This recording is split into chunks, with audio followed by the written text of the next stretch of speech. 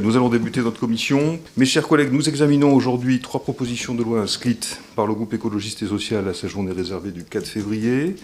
Nous commençons par la proposition de loi constitutionnelle visant à instaurer un référendum d'initiative citoyenne délibératif. Notre rapporteure est Madame Marie Pochon, que je salue et à qui je donne immédiatement la parole. Merci, Monsieur le Président, mes chers collègues.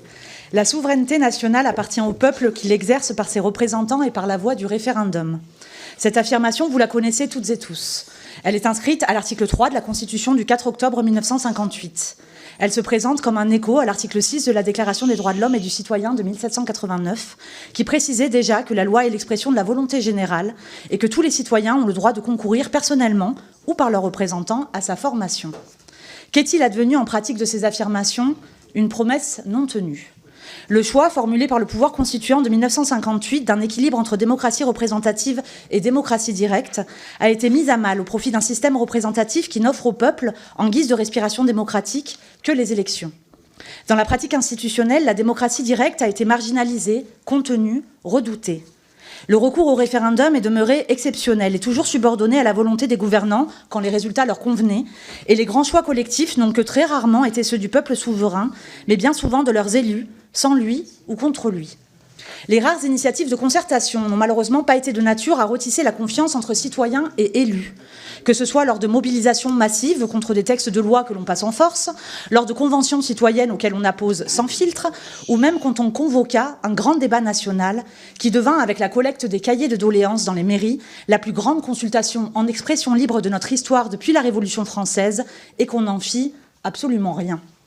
Notre démocratie s'abîme de ces consultations pour rien, de ces doléances où ceux qui les écrivent expliquent à l'entête qu'ils savent que personne ne les lira sans doute, mais dans le doute, ils y noircissent des pages de préoccupation et d'espoir, ces pages qu'on archive et que personne ne lit ensuite, comme pour leur donner raison.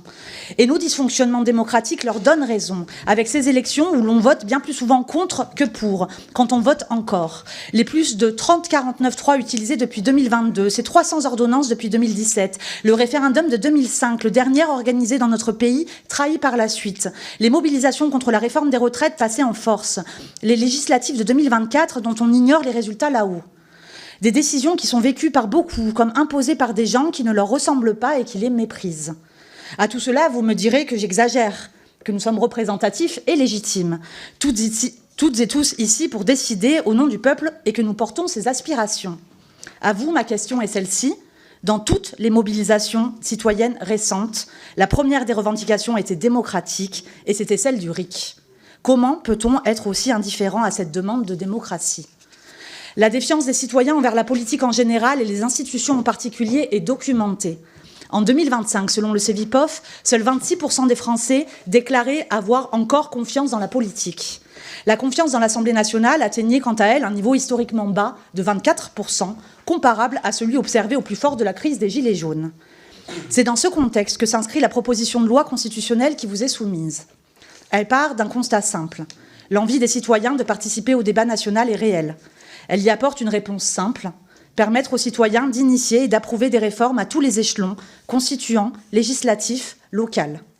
Cela existe ailleurs. L'initiative populaire existe dans 17 des 27 pays membres de l'Union européenne. Cela existait avant. La Constitution de 1793 consacrait le fait que la loi n'entrait en vigueur que sous réserve que les citoyens ne la rejettent pas.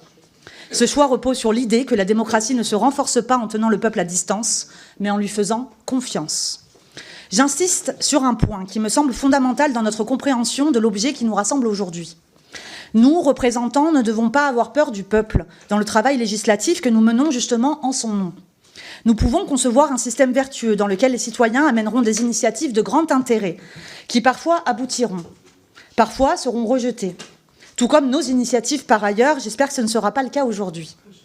Les élus continueront d'exercer leur mission de contrôle de l'exécutif, de vote des lois. Mais entre deux élections, les citoyens retrouvent un droit d'initiative réel, une capacité d'agir sur les décisions importantes. Et cela impactera également notre façon de travailler en ayant à l'esprit l'opinion des concitoyens. Aucun gouvernement, aucune assemblée n'agira de la même manière quand elle se saura observée, quand elle saura qu'à la fin, le peuple souverain pourra avoir le dernier mot sur une disposition. Est-ce que les débats sur la réforme des retraites, pourtant tenus au nom du peuple français, auraient eu lieu de cette manière ? Est-ce que ceux sur la loi du plomb, la loi immigration ou tout autre texte débattu et voté au nom du peuple français auraient été les mêmes avec la possibilité de cette initiative populaire? J'en doute. Chers collègues, en aucun cas le législateur ne perdrait du terrain en laissant les citoyens initier parallèlement la loi. Au contraire. Les élus seraient invités à concerter, à améliorer la qualité de la loi en amont, à créer du consensus, de la confiance, non pas seulement avec les différents camps politiques ici présents, mais avec l'ensemble des citoyens que nous devons de représenter. De la même manière, je vous laisse imaginer les horizons que cela ouvrirait pour les oppositions, qui se verraient à la fois responsabilisées par la nécessité que leurs propositions puissent être soumises à référendum, à la fois ouvrir la possibilité de faire valoir ces mêmes propositions, même lorsqu'elles ne gouvernent pas. Le référendum d'initiative populaire en matière législative ou constitutionnelle vient en complément des autres modalités d'initiative présidentielle et parlementaire, car il ne les remplace pas, et vient donc même les renforcer en certains points, en totale adéquation avec l'esprit de la Constitution de la Ve République et de la Déclaration des droits de l'homme et du citoyen. Concrètement, cette proposition de loi instaure le référendum d'initiative citoyenne à 3 niveaux. D'abord, l'article 1er crée un référendum constituant d'initiative citoyenne permettant aux citoyens de proposer une révision de la Constitution sous le contrôle du Conseil constitutionnel et dans le respect des droits fondamentaux. Ensuite, l'article 2 crée au niveau national un référendum législatif d'initiative citoyenne permettant de proposer ou d'abroger une loi. Il institue en outre un référendum suspensif permettant d'empêcher la promulgation d'une loi définitivement adoptée qui serait massivement contestée par les citoyens. Enfin, l'article 3 crée un référendum d'initiative citoyenne au niveau local. Il ne s'agit pas d'un simple droit de pétition exercé dans l'espoir vague d'une mise à l'agenda d'un sujet par les représentants. Non, il ne s'agit pas de participer, il s'agit de décider, par la délibération, par le vote. Nous avons décidé de ne pas instaurer de seuil dans cette proposition de loi. D'abord pour éviter que le débat ne se concentre là-dessus et qu'on s'écharpe sur les modalités d'application avant l'acceptation du principe même. Ensuite, parce que les seuils peuvent figurer dans la loi organique qui devra venir compléter cette proposition constitutionnelle qui permet une plus grande flexibilité. Certains d'entre vous ont déposé des amendements concernant les seuils. Je suis heureuse que ceci puisse être débattu ici. Le fruit de nos débats à ce sujet viendra compléter la proposition de loi organique que je vous enverrai avant l'examen en séance et que j'espère nous pourrons examiner par la suite, peut-être même de manière transpartisane si ce texte est adopté. Je connais les réserves que peut susciter le référendum d'initiative citoyenne. Je veux donc vous rassurer en préalable de nos débats sur plusieurs points. D'abord, la procédure ne déstabilisera pas l'état de droit, car elle est assortie de garanties. Les propositions de loi ou de délibération seront soumises à un contrôle de constitutionnalité. S'agissant spécifiquement des propositions de révision constitutionnelle, elles ne pourront porter atteinte aux droits et libertés que la Constitution garantit.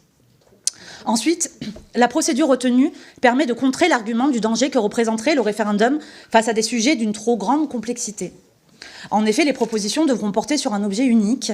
Plus encore, cette proposition de loi fait le choix audacieux mais réaliste d'assortir le référendum d'une phase informative menée au sein d'une convention citoyenne dont je souhaite vous dire quelques mots. Ces conventions citoyennes seront composées de citoyens tirés au sort dont le rôle sera d'examiner la proposition, d'entendre les experts du sujet et de produire une information objective, claire, complète et accessible à destination de l'ensemble des électeurs. Ce choix s'appuie sur des expériences éprouvées en France, comme dans des villes comme Grenoble ou Poitiers, ou à l'étranger. Ces expériences ont permis de constater que les citoyens étaient mieux informés sur les enjeux du scrutin lorsqu'un tel processus informatif confié aux citoyens était organisé en amont du scrutin.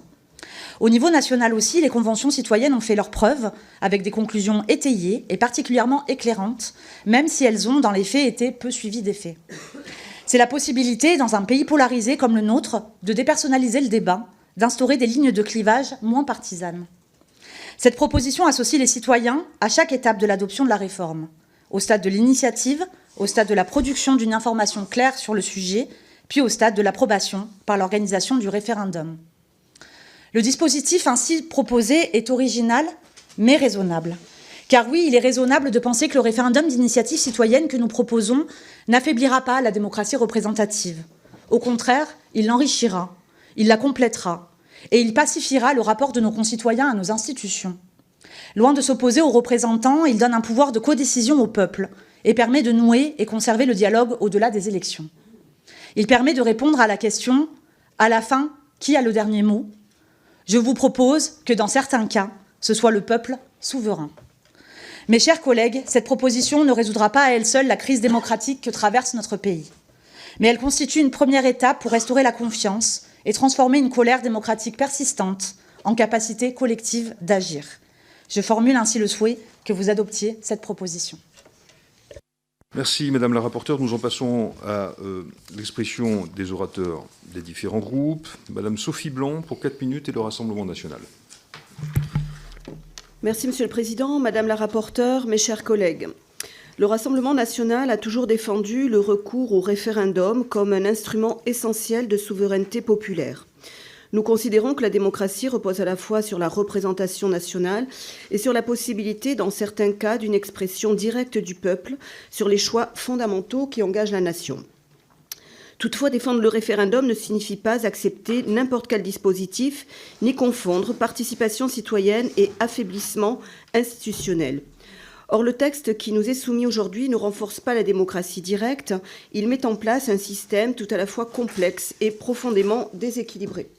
L'article 1er organise un mécanisme de révision constitutionnelle par voie pétitionnaire en dehors de toute initiative parlementaire. Il repose sur l'intervention d'une autorité indépendante, sur un organe consultatif composé de 150 citoyens tirés au sort et sur un contrôle limité du Conseil constitutionnel. Ce dispositif substitue à la responsabilité politique une succession d'intermédiaires administratifs et éloigne durablement la décision constitutionnelle du débat parlementaire. Nous ne sommes pas favorables à un mécanisme d'initiative citoyenne en matière constitutionnelle. En revanche, nous considérons que la Constitution, en tant que texte fondateur de notre pacte national, ne peut être modifiée en dehors d'un consentement direct du peuple. Toute révision constitutionnelle doit, par principe, être soumise à l'approbation explicite du corps électoral. Il convient donc de supprimer l'alternative du recours au Congrès dont dispose actuellement le Président de la République. C'est le sens de notre amendement visant à faire du référendum la voie exclusive de toute modification du texte fondamental. L'article 2 introduit un référendum d'initiative citoyenne en matière législative ainsi qu'un mécanisme d'abrogation. Nous assumons sur ce point une position équilibrée. Nous sommes favorables à l'initiative populaire lorsqu'elle permet aux citoyens de proposer des textes dans un cadre institutionnel stable, lisible et responsable. C'est dans cet esprit que nous défendons un dispositif alternatif de référendum d'initiative populaire, fondé sur des règles claires, un contrôle constitutionnel rigoureux et une responsabilité politique assumée. En revanche, nous refusons le mécanisme suspensif et d'abrogation tel qu'il est prévu dans ce texte, fondé sur une simple dynamique pétitionnaire et dépourvu de garanties institutionnelles. Suspendre la promulgation d'une loi sur la base d'une pétition puis permettre son abrogation directe fragilise la sécurité juridique, affaiblit le travail parlementaire et installe une instabilité normative durable. L'article 3 institue un référendum local d'initiative citoyenne. Ce dispositif s'inscrit dans une logique de démocratie de proximité que nous soutenons. Il permet aux citoyens de se prononcer sur des décisions concrètes à l'échelle locale selon une procédure encadrée. C'est pourquoi nous l'approuvons. Cette proposition de loi transforme un outil de souveraineté en un dispositif procédural complexe, difficilement lisible pour les citoyens qui, à certains égards, pourrait venir fragiliser nos institutions. Nous voulons des procédures simples, compréhensibles, qui s'inscrivent dans l'équilibre institutionnel nécessaire à la nation. Pour toutes ces raisons, malgré notre attachement constant à la souveraineté populaire, nous ne pouvons soutenir ce texte. C'est pourquoi nous voterons contre cette proposition de loi constitutionnelle. Je vous remercie. Merci. La parole est à Guillaume Gouffier-Valente pour le groupe Ensemble pour la République. Merci, Monsieur le Président, Madame la rapporteure. Dans le cadre de la journée législative dédiée au groupe écologiste et social, nous discutons ce matin cette proposition de loi constitutionnelle visant à instaurer un référendum d'initiative citoyenne délibératif. Merci Madame la rapporteure de soulever ce sujet qui est important, qui pose la question de la confiance, de la participation, du lien avec nos concitoyennes et nos concitoyens. J'ai pu vous le dire hier, au-delà des questionnements sur la maturité du texte qui nous semble encore incomplet. Alors, j'entends des amendements, des réécritures vont être proposées, mais en matière de modification de la Constitution, cela nous pose un certain nombre de questions du côté du groupe EPR. La Constitution ne devant être modifiée, il nous semble que la main tremblante. Au-delà, nous avons des points de désaccord, et je ne vous ai pas caché dans nos échanges, sur le fond et sur la méthode. Sur le fond, notre groupe est opposé à la mise en place du RIC, que nous percevons non pas comme un outil de complémentarité entre la démocratie représentative et la démocratie directe, mais bien un outil pensé contre la démocratie représentative. Avec un vrai point de désaccord, je ne vous cache pas, sur l'article 2 de votre proposition de loi, qui propose de mettre en place un référendum suspensif concernant l'adoption de lois, l'application de lois qui ont été définitivement adoptées. Je ne pense pas que le rétablissement de la confiance de nos concitoyens envers les élus passe par ce dispositif d'une certaine manière, de court-circuit des institutions, et en l'occurrence de notre Parlement, et qu'une telle initiative peut ouvrir la voie à de nombreuses manœuvres démagogiques, mais aussi à de la désinformation massive via les réseaux sociaux, les risques d'ingérence étrangère. À titre personnel, toutefois, l'introduction du cadre délibératif à l'article 1, c'est-à-dire de la mise en place d'une instance participative, me semble pertinente et novatrice dans les débats, et peut-être de nature à nous amener, en tout cas, à approfondir les discussions dans les années qui viennent sur ce sujet. Par ailleurs, nous avons pleinement conscience que ce débat sur le RIC existe aussi parce que le référendum d'initiative partagée présente un cadre beaucoup trop rigide qui, évidemment, doit être revu.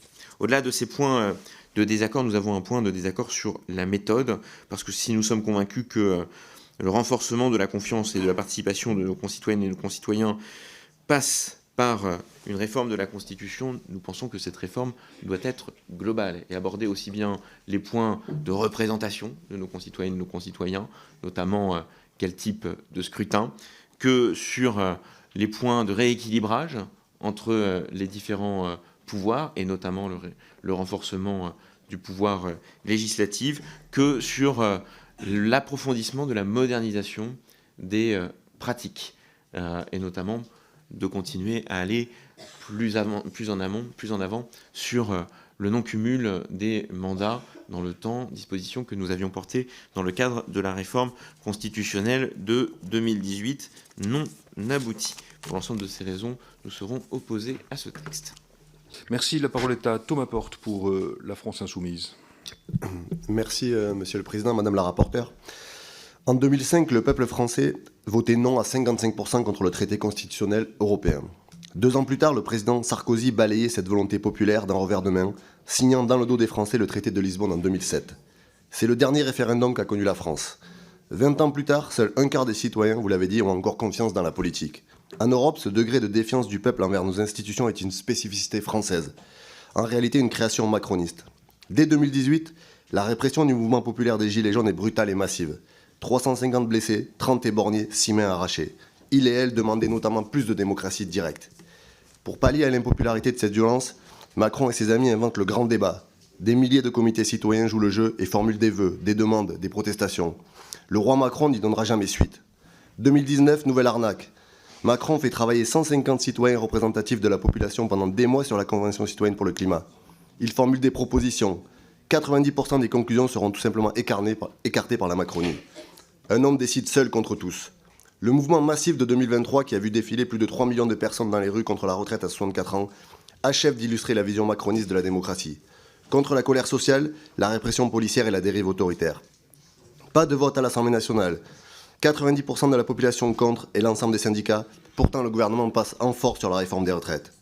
Dans la foulée, il autorise la surveillance de masse, les drones et les caméras piétons. La privatisation de la sécurité est légitime et protège les violences policières. À défaut de légitimité, l'Élysée décide de s'armer. Syndicats, lanceurs d'alerte, opposants politiques. En Macronie, tout ce qui ressemble à une contestation est muselé, criminalisé, voire tabassé. Les outils constitutionnels et législatifs, supposés garantir les droits des citoyens, sont détournés à des fins égotiques et autoritaires. La liberté d'expression est sans cesse réprimée. Apologie du terrorisme détournée de son objet, secret des affaires pour protéger les entreprises. Dans l'hémicycle, 1/3 des 49.3 de la Ve République ont été utilisés par les gouvernements d'Emmanuel Macron. Macron au pouvoir, c'est un coup d'État permanent contre le peuple.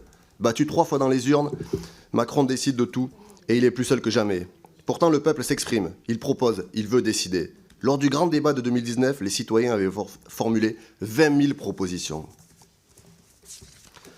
Lors des dernières élections, le peuple s'est mobilisé à 67%, une participation inédite depuis 2017.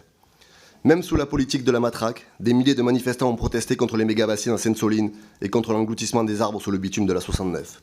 Aux législatives de 2024, les Français ont dit non à la dérive austéritaire et autoritaire. Ils demandent la bifurcation écologique et sociale en donnant la gauche de rupture en tête. Là aussi, le peuple est ignoré.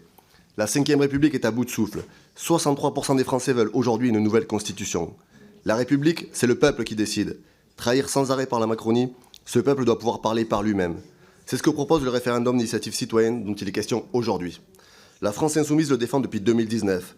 Dans un système parlementaire agonisant, qui reposait sur un fait majoritaire désormais aboli, nous devons rétablir des outils puissants de démocratie directe. En attendant la Ve République, nous sommes favorables à un référendum d'initiative citoyenne. Le référendum d'initiative citoyenne, c'est tenir à distance les intérêts privés, qui n'ont de cesse, dans cet hémicycle, de pousser des polluants éternels et des pesticides cancérigènes. Le référendum d'initiative citoyenne, c'est séparer les pouvoirs exécutifs et législatifs, c'est donner le pouvoir de faire la loi au peuple et non au roi.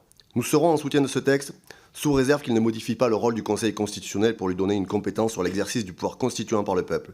Et nous avons d'importantes alertes, notamment sur le pourcentage de soutien, sur les délais de promulgation et sur la notion d'objet unique.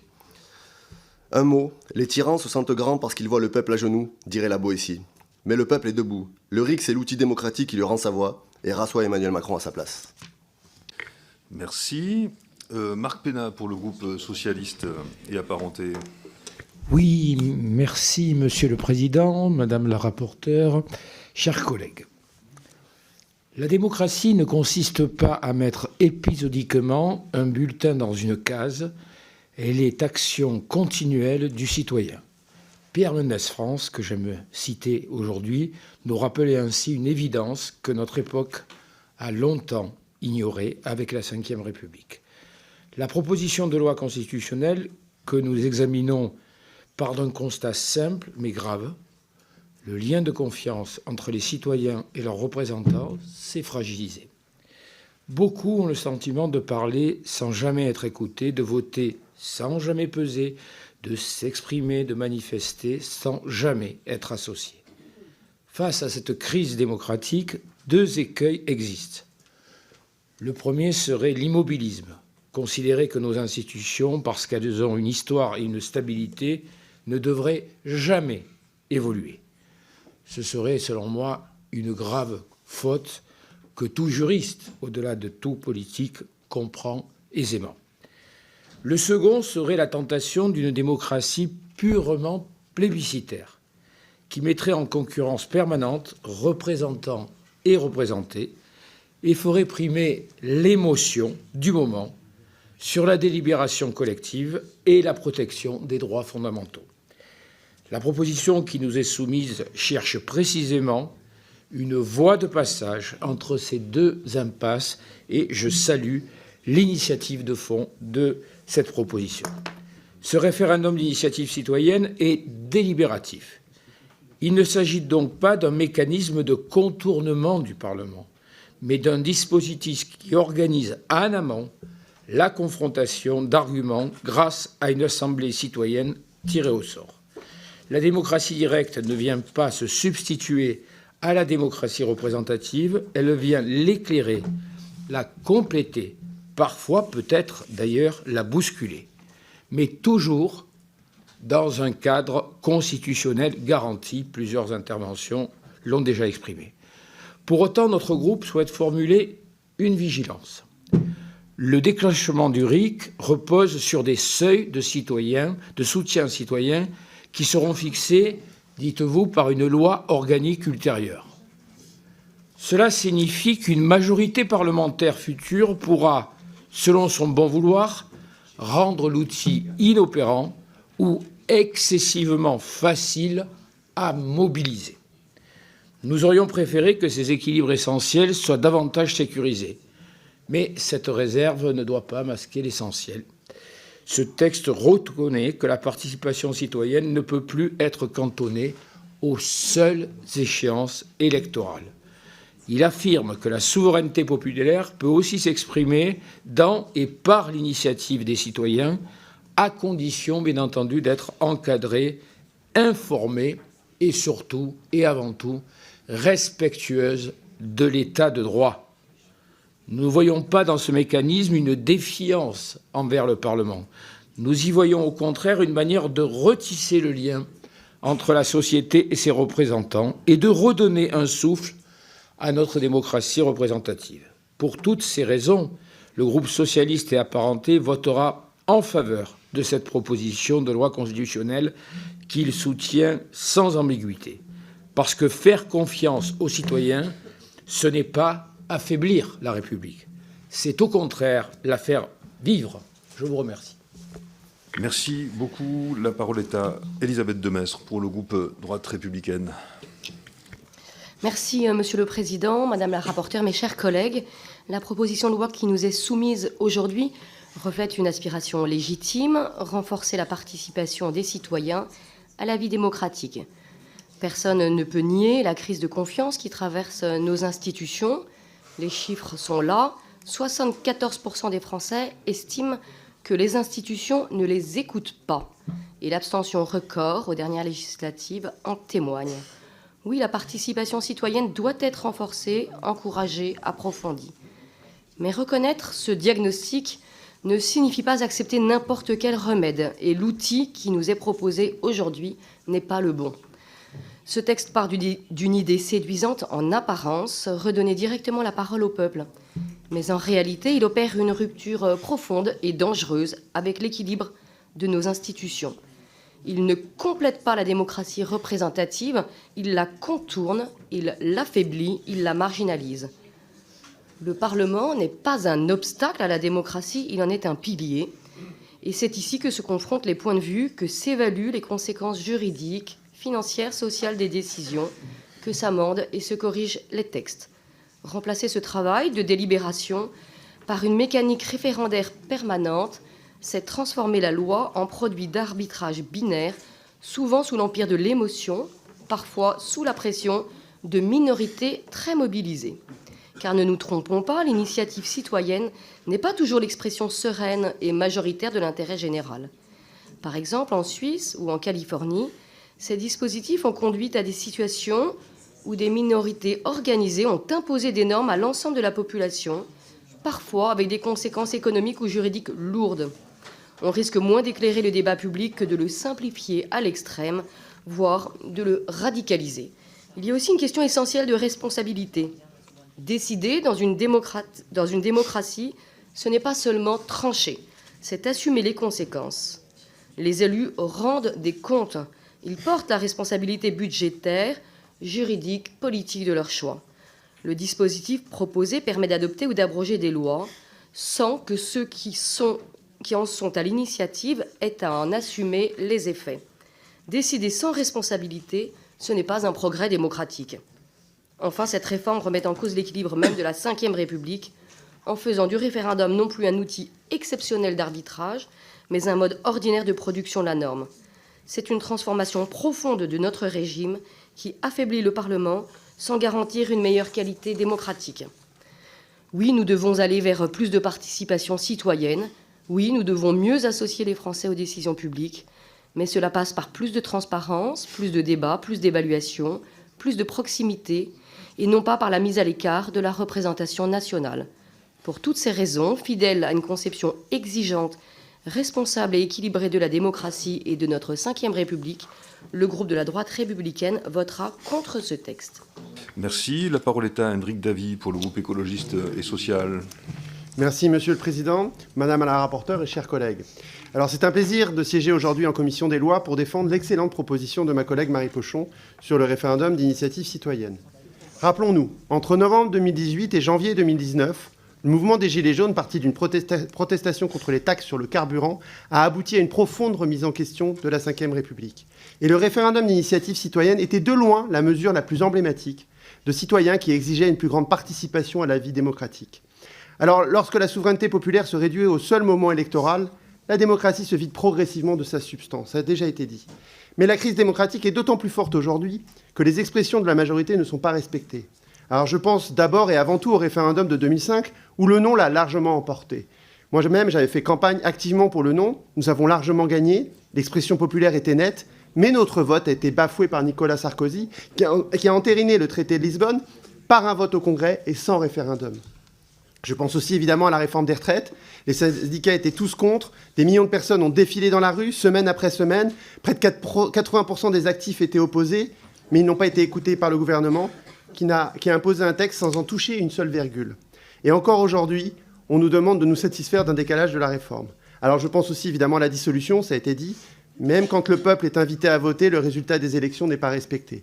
Et je pense enfin à la loi du plomb et à notre empoisonnement collectif par l'usage massif des pesticides. Plus de 2 millions de citoyens ont signé une pétition demandant son abrogation et rien, pas de suspension.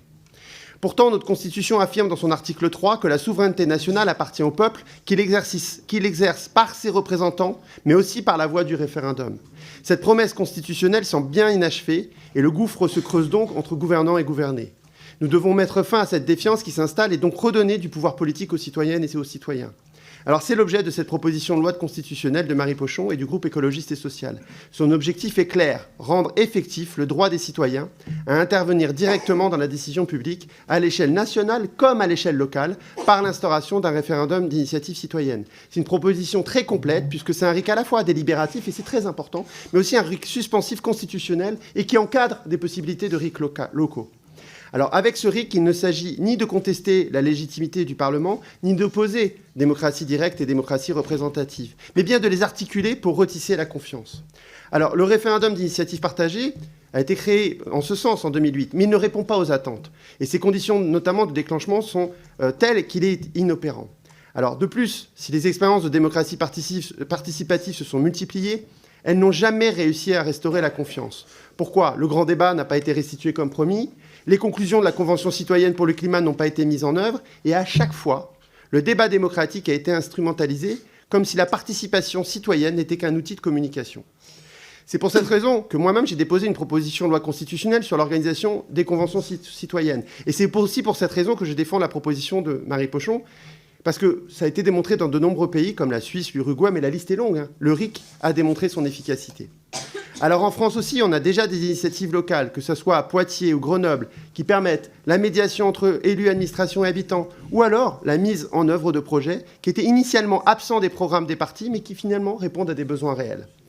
Ces initiatives nous montrent d'ailleurs qu'un outil législatif ne suffit pas en lui-même. Pour être efficace, le RIC doit être pensé comme un processus global. Cela commence par la définition de seuils adaptés en termes de nombre de pétitionnaires pouvant déclencher le RIC, mais cela poursuit par la délibération et donc l'organisation d'un débat public pour rendre intelligibles les enjeux. Ainsi, cette proposition de loi ne constitue pas un aboutissement, mais une première étape. Elle rouvre un espace de souveraineté populaire, elle rappelle que la démocratie ne peut se réduire aux élections, et c'est un premier pas pour aller vers une 6e République refondée, où la démocratie serait partout dans la cité, mais aussi au travail. Je vous remercie. Merci. La parole est à Éric Martineau pour le groupe Les Démocrates. Merci, Monsieur le Président. Madame la rapporteure, mes chers collègues, nous ne pouvons pas contester le diagnostic posé. Notre démocratie traverse une crise de confiance profonde. Nos concitoyens expriment à la fois une envie croissante de participer à la décision publique et, dans le même temps, une désaffection inquiétante pour les formes traditionnelles de participation, à commencer par le vote. Ce paradoxe nous oblige collectivement à nous questionner. Le référendum d'initiative partagée, pensé comme une avancée pour notre démocratie, a montré ses limites. Le Conseil constitutionnel lui-même l'a reconnu. La procédure est dissuasive, peu lisible et trop complexe pour être réellement appropriée par les citoyens. Le groupe Les Démocrates ne remet pas en cause la nécessité de faire évoluer nos outils de démocratie participative. Le président de la République avait d'ailleurs exprimé sa volonté d'aller plus loin dans la simplification du RIP. Mais le texte qui nous est proposé aujourd'hui dépasse largement cette réflexion.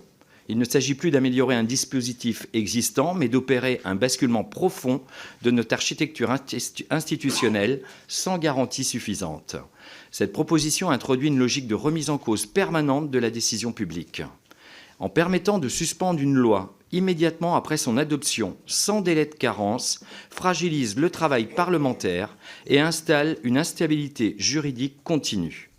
Le référendum devient alors non plus un outil exceptionnel de consultation du peuple, mais une procédure de contestation quasi systématique qui concurrence l'action du Parlement. Ce glissement est problématique. Il détourne l'esprit de la Ve République, qui repose sur une articulation claire entre démocratie représentative et participation citoyenne.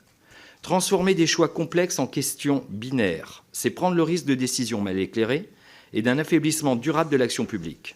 Ce texte soulève également de sérieuses inquiétudes budgétaires et institutionnelles. La notion d'objet unique, censée exclure les lois financières du champ référendaire, est juridiquement floue. Elle ouvre potentiellement la voie à des référendums sur la fiscalité ou les ressources de l'État, alors même que le consentement à l'impôt constitue l'une des prérogatives fondamentales du Parlement. Par ailleurs, la proposition est largement inapplicable sur le plan administratif. Les infrastructures actuelles du RIP ne sont pas déjà adaptées à un usage ponctuel. Elles ne pourraient en aucun cas supporter un flux continu d'initiatives citoyennes. Et la nécessité de garantir l'égalité d'accès par des procédures papier représenterait une charge insoutenable pour les services de l'État et les collectivités territoriales. Sur le plan juridique, enfin, cette réforme est profondément insécurisante. Les seuils de déclenchement ne sont pas inscrits dans la Constitution, mais renvoyés à une future loi organique. C'est une fragilité démocratique majeure. Selon la majorité en place, ces seuils pourraient être rendus soit inatteignables, soit excessivement bas. Une révision constitutionnelle de cette ampleur ne peut reposer sur un tel degré d'incertitude.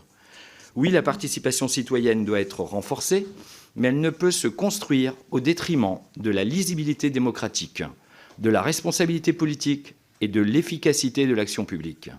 Pour toutes ces raisons, le groupe Les Démocrates ne votera pas en faveur de cette proposition de loi constitutionnelle. Je vous remercie. Merci. La parole est à Agnès Firmin-Le Bodo pour le groupe Horizon et Apparentés. Merci, Monsieur le Président, Madame la rapporteure, chers collègues.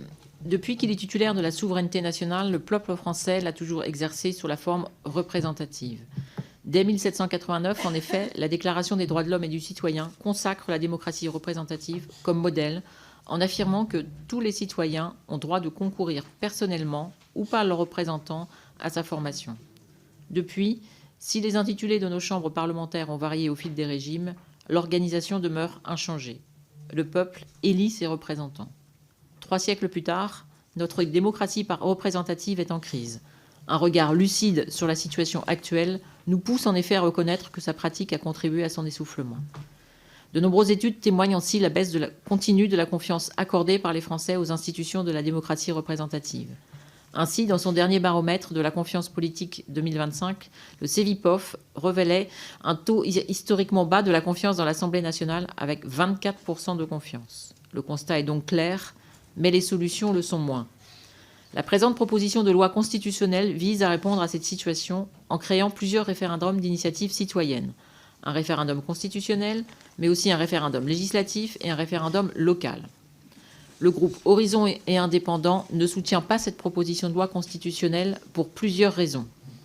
Tout d'abord, l'équilibre singulier qui confère à la Constitution du 4 octobre 1958 sa capacité à durer repose sur les prérogatives importantes reconnues au président de la République. Le référendum n'échappe pas à cette logique. Qu'il s'agisse de sa mise en œuvre au titre de l'article 11 ou de l'article 89, le référendum relève de la compétence du chef de l'État. Dès lors, en instituant ces nouveaux mécanismes référendaires, la présente proposition de loi constitutionnelle risquerait de fragiliser l'équilibre de la Ve République. Ensuite, notre groupe n'adhère pas à l'idée selon laquelle un élargissement du droit d'initiative du référendum résoudrait la crise actuelle. Nous estimons au contraire que notre modèle représentatif doit se revitaliser grâce à ses représentants. Eux seuls pourront donner un nouvel élan au système. C'est là la conviction profonde et l'ambition des députés Horizon Indépendants pour leur mandat. Être des élus proches de nos concitoyens, à l'écoute de leurs attentes et capables d'apporter des réponses concrètes à leurs préoccupations quotidiennes. Enfin, ce texte propose des remèdes qui risquent d'être pires que les mots. Nous sommes en effet absolument convaincus que le référendum législatif que vous proposez, dans sa version suspensive, est absolument corrosif pour la démocratie représentative. En effet, l'organisation d'un référendum visant à suspendre une loi définitivement adoptée par le Parlement constituerait une remise en cause directe de la légitimité des parlementaires qui fragiliserait durablement les fondements mêmes de notre démocratie représentative. Permettez-nous enfin de rappeler que la Constitution du 4 octobre 1958 constitue la colonne vertébrale de nos institutions. Rédigée sous l'autorité du général de Gaulle, elle organise la vie politique et institutionnelle de notre pays depuis plus de 65 ans et fonde notre capacité à faire société et à durer collectivement. On ne saurait y toucher qu'avec une main tremblante. Le groupe Horizon et Indépendants votera donc contre cette proposition de loi constitutionnelle. Merci. La parole est à Paul Molac pour le groupe LIOT. Merci, Monsieur le Président. Chers collègues, dans un pays qui reste marqué par le monarchisme d'une part et par la structure nobiliaire d'autre part, alors je dis ça parce que nous avons un président qui est avec un rôle de l'exécutif considérablement appuyé, nobiliaire parce que, certes, le concours a remplacé la naissance, mais quelquefois au prix de la compétence, et vous voulez, chère Marie Pochon, donner la parole au peuple. Je dirais que c'est osé dans ce pays. Et quand on regarde, par exemple, les référendums de la Ve République, ils ont été conçus comme une arme dans les mains du président pour forcer le Parlement ou les corps intermédiaires à faire ce que le président voulait. Sur le référendum de 2005, je ne suis pas en accord avec certains parce que en 2007, c'était très clair, ceux qui votaient pour Sarkozy votaient pour le fameux traité européen. Il l'avait clairement expliqué dans sa campagne. Alors qu'après, on vient me dire que, ma foi, c'était pas démocratique. Moi, je n'ai pas voté pour Nicolas Sarkozy. Donc, acte. Et je dirais que la création d'un... Exactement. Alors, sans contester le bien fondé, notre groupe reste un peu réservé face à la complexité du dispositif qui mêle pétition, nouvelle autorité indépendante, organes consultatifs, délais étendus. Ça fait un peu machine administrative difficile à mettre en place. L'article 1 est sans doute le plus sensible car il touche au pacte constitutionnel. Permettre une révision de la Constitution par référendum, même sous contrôle du Conseil constitutionnel, soulève une question sensible. Comment concilier l'initiative et l'expression directe du peuple avec la stabilité et la cohérence de la norme suprême? Je sais que vous avez quelques garde-fous. Alors, il y en a un qui est important aussi. Combien de pourcentage de la population pour demander un référendum?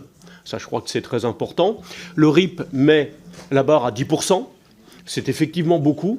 À ma connaissance, un seul référendum, une seule demande a réussi à dépasser les 10%. C'était localement sur le département de Loire-Atlantique pour demander son rattachement à la Bretagne. Mais ça n'a pas été suffi d'effet. Il y a eu une consultation, effectivement, faite par des associations, et ils sont effectivement arrivés à 10%, ce qui prouve que le problème est quand même bien présent, même s'il arrive rarement jusqu'ici. Quelle participation ensuite ? Parce que combien faut-il de l'électorat pour que le référendum soit valide? Parce qu'évidemment, en général, ceux qui sont contre sont toujours plus motivés que ceux qui sont pour. Et ça, c'est un vrai problème. Alors, vous proposez également un référendum d'initiative citoyenne législatif à effet suspensif, permettant de remettre en cause une loi avant sa promulgation. Alors, c'est un dispositif qui me paraît relativement intéressant, mais peut-être là aussi, il pourrait augmenter, j'allais dire, l'acrimonie et l'aigreur. Enfin, vous présentez un RIC au niveau local. L'intention est là aussi intéressante, mais les collectivités, je vous le rappelle, évoluent dans un cadre qui est très contraint. Aujourd'hui, ils n'ont quasiment aucune autonomie fiscale. Ils sont tenus par un règlement de plus en plus tatillon écrit dans les ministères parisiens. Et on peut dire que les compétences qu'ont les différentes collectivités locales s'expriment dans un cadre très contraint. Alors, sur le fond, si personnellement je suis assez favorable à votre proposition, je peux vous dire qu'elle ne fait pas l'unanimité dans mon groupe. Merci. Et que ce sera relativement compliqué. Merci beaucoup. La parole est à Elsa Faucillon pour le groupe GDR. Merci, Monsieur le Président, Madame la rapporteure. Je constate dans les interventions qui s'opposent franchement aux modalités que vous proposez qu'en réalité, dans le fond, il y a surtout un refus de la parole du peuple. Et je n'en suis pas très étonnée. On a eu en 2008 le référendum d'initiative partagée qui a été présenté comme une avancée démocratique majeure. On nous disait alors qu'il allait rapprocher les citoyennes et les citoyens des décisions politiques, de leur redonner prise sur la loi. Et 17 ans plus tard, je pense que tout le monde peut constater à quel point cette promesse n'a non seulement pas été tenue, mais comment elle a été aussi bafouée. Le RIP n'a jamais abouti. Non pas parce que les citoyennes et les citoyens ne s'en saisiraient pas, mais parce que tout, dans son architecture même, a été conçu pour qu'il ne fonctionne pas. Je le rappelle, pour initier la procédure, il faut d'abord réunir un 5e des parlementaires. Ensuite, seulement les citoyens peuvent intervenir, à condition de rassembler près de 5 millions de signatures. Et même lorsque ces obstacles sont franchis, le référendum n'est toujours pas garanti. Autrement dit, le recours au peuple n'est jamais automatique. Le peuple est toléré, à condition de ne surtout pas déranger. Le RIP est donc devenu un droit fictif, une vitrine démocratique sans effet réel, une démocratie de façade à l'image du théâtre d'ombre actuel. Cette situation est d'autant plus problématique qu'elle s'inscrit dans un moment de crise démocratique profonde, mépris du vote des électeurs, des perdants qui gouvernent, et donc aussi une abstention et une défiance envers les institutions et un sentiment d'impuissance politique. Je pense que chacun peut le mesurer à la fois sur le terrain, mais aussi dans son expérience actuelle de parlementaire. En 2025 encore, le chef de l'État a promis de consulter les Françaises et les Français, potentiellement par voie référendaire. Là encore, les annonces n'ont pas été suivies d'effet. Pourtant, les citoyennes et les citoyens ne se détournent pas de la démocratie. Ils ne demandent pas seulement à être consultés, ils demandent à pouvoir décider et ils en sont largement capables. Cette aspiration s'est exprimée avec force lors du mouvement des Gilets jaunes et notamment à travers les cahiers de doléances, chère Marie Pochon, dont la publication a longtemps été retardée, comme si la parole populaire faisait peur. Elle s'est aussi exprimée très clairement dans les récentes enquêtes d'opinion. Une large majorité de Françaises et de Français se disent favorables à des formes de référendum d'initiative citoyenne. Ce que dit ce moment politique, c'est, je crois, une chose assez simple. Notre démocratie souffre moins d'un excès de participation que d'un déficit de pouvoir citoyen et d'un excès de pouvoir présidentiel. C'est pourquoi la proposition de loi que vous portez et que le groupe écologiste et social porte est politiquement importante. Elle part d'un constat lucide. L'inapplicabilité du RIP traduit une méfiance persistante à l'égard de l'expression directe du peuple. Votre proposition fait un choix clair, celui de la confiance. Et le dispositif proposé donc institue un référendum d'initiative citoyenne à l'échelle nationale comme locale, encadré par un temps de délibération, par des débats éclairés et par l'intervention d'un organe consultatif composé de citoyens et de citoyennes tirés au sort. Il prévoit également un référendum suspensif et abrogatoire permettant d'empêcher l'entrée en vigueur d'une loi récemment adoptée. Surtout, et je crois que c'est essentiel, le référendum devient automatique et son résultat s'impose aux institutions. On peut bien sûr discuter des modalités, et nous allons le faire. Pardon, j'ai perdu le fil du coup. Mais pour notre part, par exemple, on avait fait un autre choix en 2019, notre groupe, en proposant un référendum à l'initiative d'1 million d'électeurs. Mais je crois que le débat qu'on va avoir sur la modalité, il est sain, il est important, il est nécessaire. Ce qui ne l'est plus, en revanche, c'est de faire semblant d'ouvrir des voies démocratiques pour mieux les neutraliser ensuite. En définitive, cette proposition de loi apporte une réponse politique à une demande citoyenne qui, je crois, est profonde, celle d'une participation pleine et entière à la décision publique, au niveau national comme local. Le RIC ne réglera pas à lui seul la crise démocratique, mais contribue à franchir un pas. Madame la rapporteure, je propose de répondre aux différentes interventions, après quoi nous examinons les amendements. Merci beaucoup. Je vais aller vite pour répondre à l'ensemble des interventions. Merci beaucoup déjà d'être présent. Je sais que certains d'entre vous sont arrivés en cours de route pendant ma déclaration générale, donc je vais peut-être revenir sur certains points que j'ai pu évoquer à ce moment-là. C'est assez intéressant parce qu'en fait, on a l'impression dans vos prises de parole liminaires qu'on partage les mêmes constats de cette défiance des citoyens et citoyennes vis-à-vis du pouvoir politique, vis-à-vis du pouvoir représentatif. Et en fait, à vous écouter un peu plus précisément, on voit qu'on ne part pas du même point, puisque si effectivement on considère vraiment la défiance, si on considère vraiment la parole citoyenne qui s'exprime dans l'ensemble des mobilisations, et puis même sur le terrain, j'imagine, dans vos circonscriptions, on entend cette nécessité, ce désir de plus de démocratie et cette demande de RIC, de référendum d'initiative citoyenne, qui finalement se retrouve dans très peu de programmes politiques, qui est rejeté ici par beaucoup de groupes sur des arguments qui sont très divers. D'abord, le temps qu'il faudrait prendre encore pour discuter de cette mesure qui pourtant est dans le débat public, portée par nos concitoyens un petit peu partout et qui est finalement balayée à chaque fois qu'elle est proposée. Nous avons cet outil-là de la journée d'initiative parlementaire pour proposer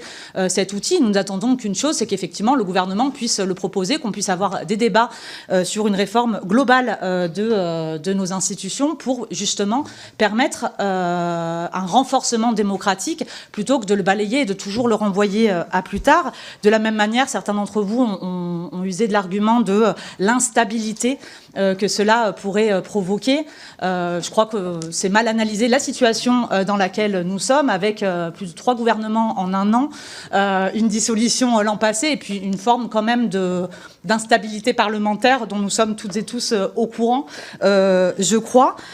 Et enfin, certains d'entre vous, je crois que ma collègue du Rassemblement national, de LR, parlait d'émotion ou de radicalité en parlant de la parole citoyenne, de la parole du peuple. Je crois que c'est y prêter aussi beaucoup d'a priori, en tout cas, sur la parole citoyenne qui s'exprimerait. Nous en sommes toutes et tous les dépositaires, et c'est effectivement considérer une élite informée qui pourrait décider au nom du peuple. Je crois que c'est très différent de l'esprit justement de la Ve République. Je voulais vous relire du coup ce passage que j'ai dit en introduction, qui est l'article 3 de la Constitution de la Ve République. La souveraineté nationale appartient au peuple, qui l'exerce par ses représentants, effectivement, et par la voie du référendum. Je voulais également vous relire l'article 6 de la Déclaration des droits de l'homme et du citoyen de 1789, qui précise que la loi est l'expression de la volonté générale et que tous les citoyens ont le droit de concourir personnellement, j'insiste sur le personnellement, ou par leurs représentants à sa formation. C'est donc bien l'esprit de nos institutions que de permettre justement cette parole citoyenne qui puisse s'exprimer directement et qui puisse directement aussi décider en parallèle des outils de la démocratie représentative. Je voulais revenir sur certains points qui ont été donnés sur la concurrence de cet outil par rapport à la démocratie représentative, et notamment les craintes qui ont été exprimées sur le RIC suspensif, c'est-à-dire la possibilité pour le peuple de pouvoir remettre en cause une mesure qui a été adoptée par les 2 chambres. Je voulais vous dire que sur cet outil-là, on a fait attention justement de poser un seuil qui de 1% des électeurs qui doit pouvoir faire usage de ce RIC suspensif en un délai d'1 mois, ce qui permet de fait de limiter la possibilité de suspendre une loi, puisqu'il faudrait que 1% des électeurs puissent se mobiliser en 1 mois avant la promulgation d'un texte pour pouvoir le suspendre. Même si cette mesure sautait par ailleurs, le RIC législatif permet par une proposition de loi d'abrogation, de toute façon, de revenir en arrière sur une disposition qui serait adoptée par nos assemblées. Moi, je voulais vous alerter sur ce sujet, sur les effets indirects qu'il y aurait avec ce RIC suspensif, la possibilité même de ce RIC suspensif, sur la fabrique de la loi. Il faut bien se rendre compte que si, en tant que parlementaire ou pour le gouvernement, le fait qu'il y ait la possibilité d'un RIC suspensif à la fin d'un débat sur tel ou tel texte, cela va changer radicalement la nature même de nos débats.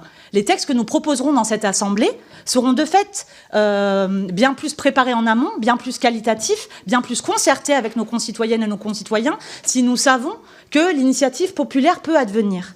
Et c'est là où je vous disais dans mon introduction, est-ce qu'on peut imaginer dans ce contexte-là des débats similaires sur la réforme des retraites, sur la loi du plomb, sur la loi immigration, avec cette possibilité d'une initiative citoyenne à la fin? En vérité, non, ça bouleverserait même notre manière à nous de nous approprier ces débats, puisque nous saurions que nous sommes observés et nous saurions que les citoyens pourraient faire appel à l'initiative populaire par la suite, soit pour remettre en cause nos décisions. Donc, effectivement, là, l'idée, c'est d'associer les citoyens dès le départ, de ne pas discuter dans des chambres closes entre nous et entre partis politiques, finalement, des dispositions qui vont impacter, bien évidemment, l'ensemble de nos concitoyennes et concitoyens, mais d'ouvrir la discussion à l'ensemble de la société sur les dispositions que nous votons ici dans ces assemblées. C'est bien de cette nature-là, de la fabrique de la loi, en tout cas, dont nous parlons. Je voulais revenir également sur le RIC constituant qui a fait germer quelques remarques. Je voulais vous dire qu'on avait travaillé sur des garde-fous, ça nous semble essentiel. Le premier garde-fou est celui du Conseil constitutionnel. On peut en être en désaccord, mais effectivement, ça permet en tout cas de garantir les droits et libertés qui existent dans notre Constitution et de ne pas pouvoir remettre en cause ce socle absolument fondamental dans les révisions constitutionnelles qui pourraient être proposées par nos concitoyens. C'est-à-dire que toutes les propositions institutionnelles pourraient être mises à l'agenda et de la même manière, toutes les propositions qui permettraient d'étendre les droits humains plutôt que de les restreindre pourraient également être mises à l'agenda par nos concitoyens. Le deuxième garde-fou que nous avons élaboré, c'est cette capacité délibérative du RIC. C'est bien un RIC très spécifique que nous vous proposons, c'est un RIC délibératif, et la mise en place de cette convention citoyenne qui permet finalement d'éclairer, d'apaiser le débat sur telle ou telle question avec des avis pour, des avis contre, par des citoyens tirés au sort. C'est aussi de nature à être un garde-fou de toute idée qui pourrait sortir sur la question de la révision constitutionnelle. Je voulais revenir enfin sur la question des seuils. C'est une question légitime qui a été posée par certains d'entre vous. Pourquoi il n'y a pas de seuil dans ce texte de loi ? Nous avons fait ce choix pour éviter que l'ensemble de notre débat ce matin, et puis peut-être en séance jeudi prochain, se concentre sur les modalités de mise en œuvre plutôt que sur le principe même. Moi, ce que j'entends de vos prises de parole de beaucoup d'entre vous, c'est que vous êtes contre le principe même. Donc, on verra comment se passe cette commission, mais j'espère que nous pourrons débattre. Et de garder effectivement le débat sur les modalités pour une loi organique, ce qui permet par ailleurs plus de flexibilité dans la mise en œuvre des seuils. Pour autant, j'entends les alertes qui ont été posées par certains de mes collègues, et je sais que les collègues, notamment de la France Insoumise, ont déposé des amendements sur des seuils sur lesquels je donnerai des avis de sagesse. Donc je suis plutôt personnellement pour que nous ayons ce débat également dans cette commission, ce qui nous permettra d'affiner la proposition de loi organique. Il faut que je me... Non ? Pas du tout, Madame la rapporteure, je ne vous ai pas encore interrompu. Okay. Mais je m'apprêtais bientôt à le faire. Mais j'ai bientôt à 10 fini. minutes, à vrai dire. Non, pas du tout. Allez-y, Pardon. je vous en prie. Effectivement, ce qui nous permettra, les débats que nous aurons aujourd'hui, me permettra de finaliser la proposition de loi organique qui pourra peut-être être débattue par la suite de manière peut-être transpartisane, je l'espère, puisque vous dites tous être très intéressés par cette question de la démocratie directe. Je voulais vous remercier pour vos remarques sur le RIC local qui semble ne pas poser énormément de problèmes. C'est peut-être quelque chose sur lequel nous pouvons avancer au travers de cette commission. Et vous remercier de manière générale pour ce débat qui, je crois, est très attendu par nos concitoyens. Merci. Alors, ne vous inquiétez pas, Madame la rapporteure, quand j'approche mon doigt du micro, ce n'est pas pour vous couper la parole. Je tiens à vous le signaler, ne vous inquiétez pas. Nous en venons par conséquent aux amendements à l'article 1er avec une série d'amendements en discussion commune, le CL5 qui est présenté par Madame Sophie Blanc. Oui, merci Monsieur le Président. Avec... j'attends peut-être... Allez-y. Avec cet amendement, nous entendons rappeler que la Constitution ne peut être modifiée que dans un cadre institutionnel clair. Le texte qui nous est soumis fragilise l'article 89 en introduisant une voie de révision indirecte fondée sur des pétitions, des dispositifs consultatifs, tout en maintenant la possibilité d'un recours au Congrès qui prive les citoyens d'un choix direct sur les évolutions fondamentales de nos institutions. Donc nous ne sommes pas favorables à une initiative citoyenne en matière constitutionnelle, mais nous considérons que toute révision de la Constitution doit par principe être soumise à l'approbation directe du peuple, sans passage par une majorité parlementaire réunie en Congrès. Et donc cet amendement vise à supprimer cette voie dérogatoire. Je vous remercie. Merci. Le CL10, Madame la rapporteure, nous sommes en discussion commune. Merci, Monsieur le Président. Le présent amendement propose une nouvelle rédaction de l'article 1er que j'ai, au travers de cette réécriture générale, souhaité clarifier, mais aussi faire évoluer sur un certain nombre de points. Il est incompréhensible, effectivement, que dans la pratique, la participation directe des citoyens aux choix politiques ait été réduite à ce point à néant, à contrario de nos textes fondateurs. Une seule des 25 révisions constitutionnelles a été approuvée par référendum de l'article 89 de la Constitution. Le référendum de l'article 11 a quant à lui été utilisé à 9 reprises. Mais souvent, soit pour en faire un instrument plébiscitaire, soit pour le décrédibiliser. Je pense bien évidemment à la dernière utilisation, il y a 20 ans, sur la Constitution européenne, dont le résultat a été méprisé. Si l'article 89 de la Constitution prévoit certes que l'approbation d'une révision constitutionnelle passe en principe par le référendum, nous savons qu'une seule révision sur les 25 ayant abouti a été soumise au peuple français. C'est d'ailleurs là l'une des modifications introduites par cet amendement. Je supprime le 3e alinéa de l'article 89 afin de faire du référendum l'unique voie d'approbation des révisions constitutionnelles.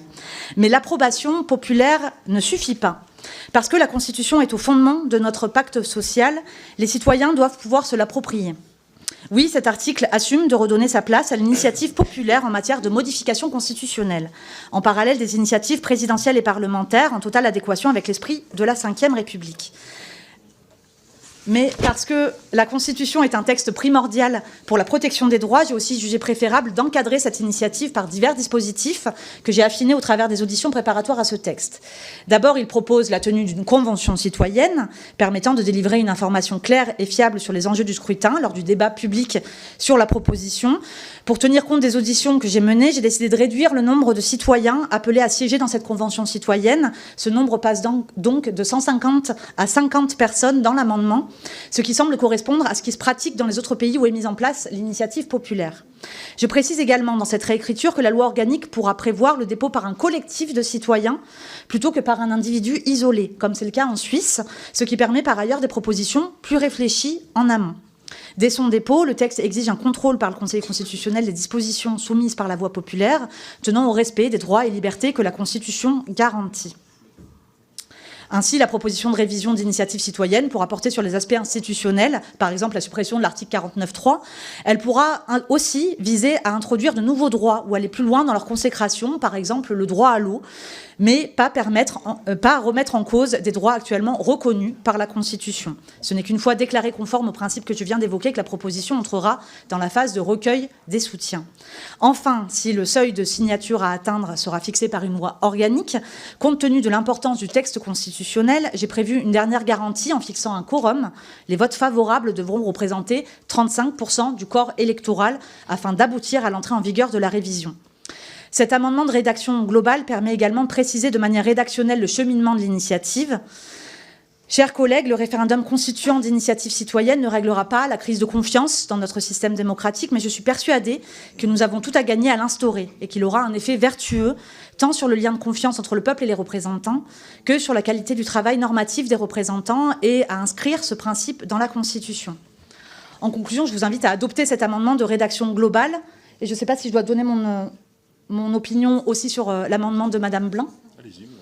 Compte tenu de tout ce que je viens de dire, je ne peux évidemment pas donner un avis favorable sur votre amendement qui remet en cause toutes les avancées de mon dispositif et qui remet en cause tout simplement l'initiative citoyenne en matière constitutionnelle pour le remplacer par la simple approbation. Si je peux partager l'idée de supprimer le recours au Congrès pour l'approbation d'une révision constitutionnelle, je ne comprends pas pourquoi, Madame la députée, vous opposez-vous autant à l'initiative populaire en matière constituante. Avis donc défavorable. Avis défavorable sur l'amendement. Merci, Madame la rapporteure. De ma collègue et favorable sur le mien. Tout à fait. Défavorable sur le CL5. Jean-François Coulombe. C'est Jean-François Coulombe qui l'a demandé. Rebond du rebond. Non, il n'y aura pas de rebond du rebond. Il n'y aura pas de rebond. Il y aura Jean-François Coulombe ou Madame Catala. Merci, Monsieur le Président. Alors, on vous a toutes et tous écoutés, tous les groupes politiques ici, et ce qu'il ressort, c'est que quand même, que ce soit ceux qui se prétendent s'autopromeuvent les républicains ou s'autopromeuvent les démocrates, eh bien, vous êtes aussi peu démocrates que républicains, parce que vous déniez au peuple sa souveraineté, tout simplement, avec des dispositifs que vous voulez encadrer. J'ai même entendu à plusieurs reprises le terme garde-fou pour parler du peuple. Il faudrait parler de garde-peuple ou de garde-chiourme pour les plus nationalistes d'entre vous. Mais nous ne sommes pas pour que le dernier mot appartienne à la représentation nationale lorsqu'il s'agit d'un référendum d'initiative citoyenne.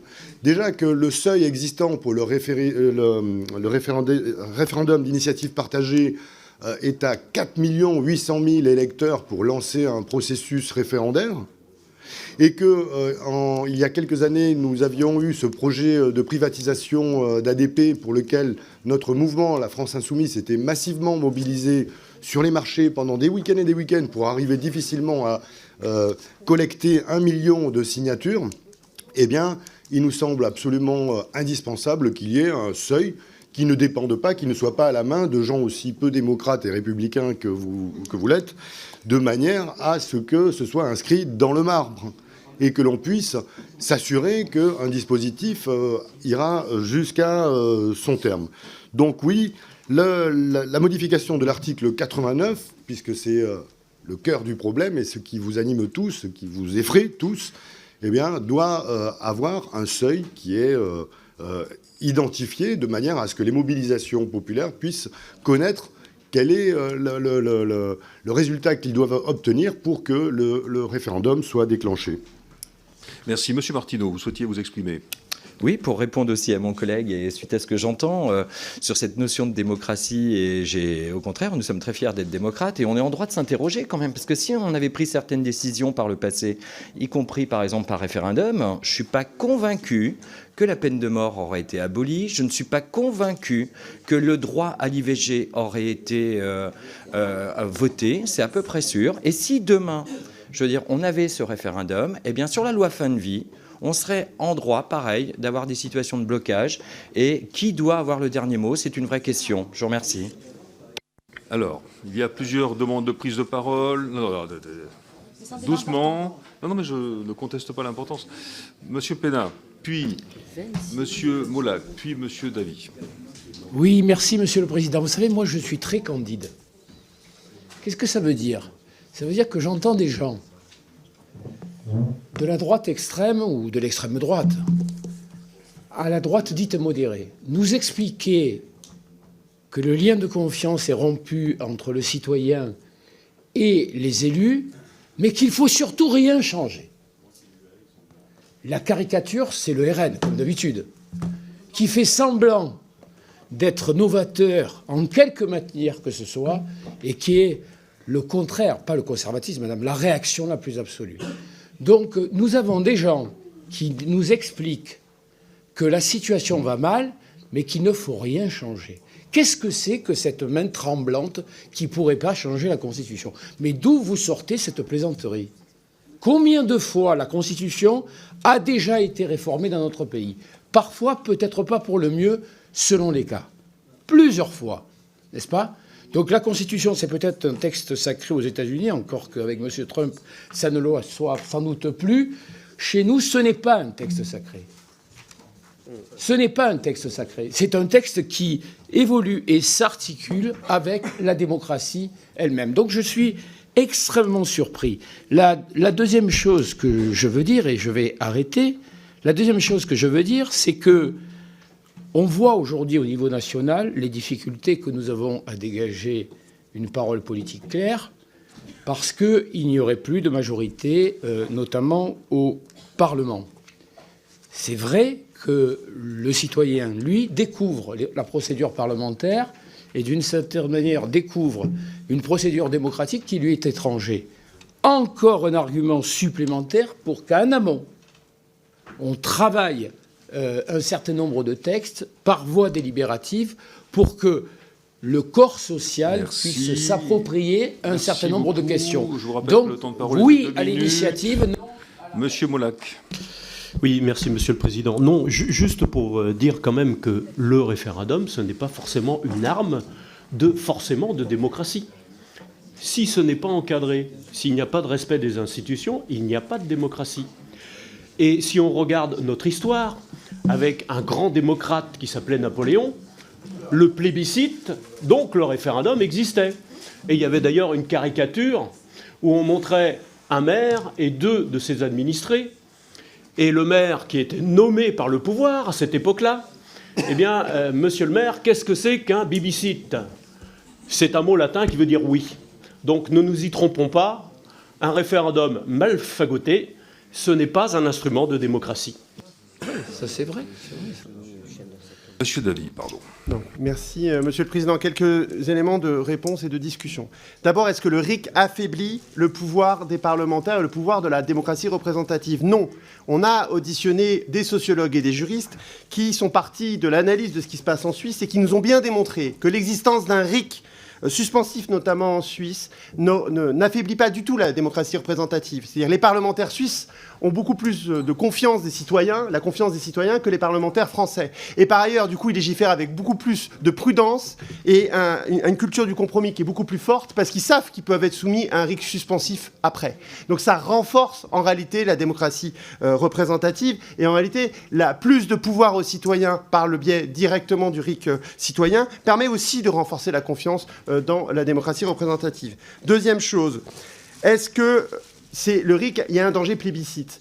Alors oui, il y a un vrai danger. Il y a deux formes de référendum. Il y a le référendum plébiscitaire et le référendum d'initiative citoyenne. Et ce qui fait la grande différence, c'est qu'on organise le débat par un espace délibératif sur le mode et le modèle des conventions citoyennes. Et à chaque fois qu'on a fait des conventions citoyennes, chers collègues, à chaque fois, ils ont réussi. Et regardez la convention climat, regardez la convention sur la fin de vie. À chaque fois, les citoyens, une fois qu'ils sont éclairés, ils prennent des décisions justes. Et quand vous dites, si on avait donné la parole aux citoyens, il n'y aurait pas eu l'abolition de la peine de mort, c'est que vous pensez que les citoyens ne sont pas capables de comprendre et après une convention citoyenne d'avoir la position juste. Et toutes les dernières conventions citoyennes nous montrent que c'est le cas. Donc je crois que ne pas faire confiance aux citoyens pour aboutir à des conventions justes, à des décisions justes, c'est tout simplement ne pas faire confiance au peuple et c'est extrêmement préoccupant.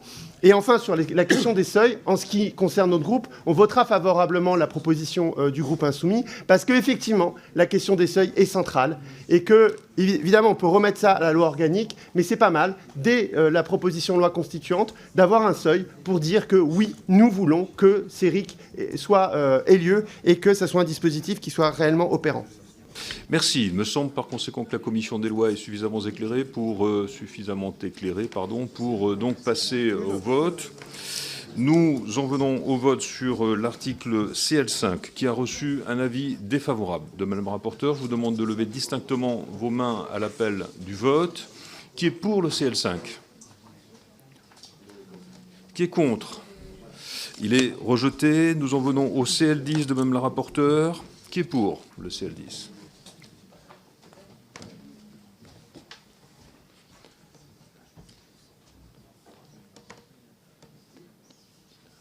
Je suis à 20, c'est ça? 20. Qui est contre?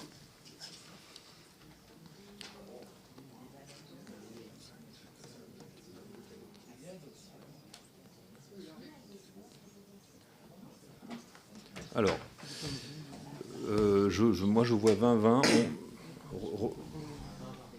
Oui, non, on refait les contre. Les 20 étaient clairs. J'ai juste un doute parce que là, c'était pas très clair. Vous levez bien la main. Les contre. Les contre, s'il vous plaît. Au fond, là, le groupe EPR a levé la main un peu bas. C'était pas très lisible.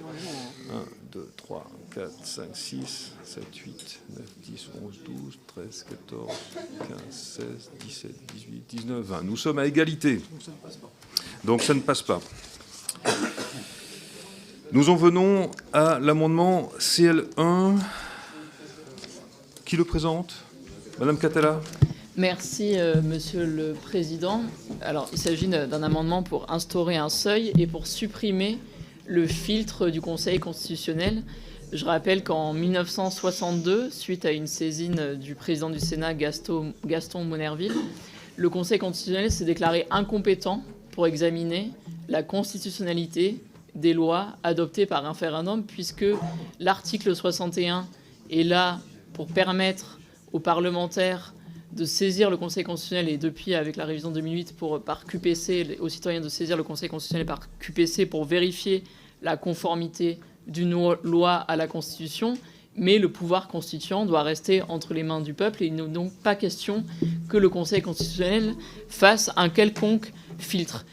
Si, en l'espèce, la nécessité affichée et d'empêcher la remise en cause des droits et libertés, dans ce cas-là, il y a une rédaction qui est assez facile. Il suffit de mentionner que le référendum d'initiative citoyenne ne peut pas remettre en cause la Déclaration des droits de l'homme et du citoyen de 1789, les droits et libertés dans la Constitution, à savoir par exemple le refus de la peine de mort, la Charte de l'environnement de 2004 et le préambule de la Constitution de 1946. Parce que la peine de mort et le droit à l'IVG sont à chaque fois évoqués comme des épouvantails pour refuser tout pouvoir supplémentaire au peuple français.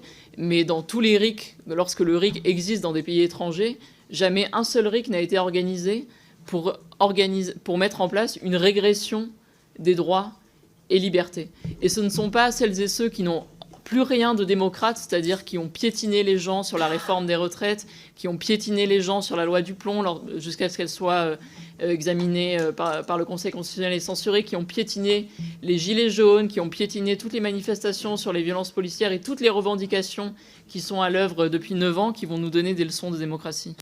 Merci. Madame la rapporteure, votre avis? Merci, Monsieur le Président. Alors, cet amendement me pose une difficulté, car il supprime le contrôle qui pourrait être fait des initiatives citoyennes par le Conseil constitutionnel. Vous dites que le Conseil constitutionnel n'est pas compétent pour, effectivement, analyser les demandes qui pourraient être faites. En vérité, notre proposition de loi prévoit justement la compétence du Conseil constitutionnel, et donc on le fait rentrer dans la Constitution de cette manière-là. Et par ailleurs, sur le référendum d'initiative partagée, le Conseil constitutionnel s'était déclaré compétent, et donc c'est une extension effectivement du domaine de compétence du Conseil constitutionnel que nous proposons. Je pense qu'il faut avancer prudemment en matière de révision constitutionnelle, et qu'autoriser le dépôt d'initiatives citoyennes qui remettraient en cause les droits fondamentaux garantis par la Constitution serait une erreur. C'est d'ailleurs la raison pour laquelle, dans mon amendement de rédaction globale, je vous proposais d'opérer le contrôle de l'initiative au regard des droits et libertés que la Constitution garantit. Cet amendement n'a donc pas été adopté, et je le regrette, mais à ce stade, je préfère maintenir le verrou minimal posé à l'alinéa 5 de la proposition de loi. Votre amendement, en revanche, comprend une deuxième partie intéressante qui consiste à fixer un maximum pour le seuil de soutien à la proposition citoyenne que pourra exiger le législateur organique.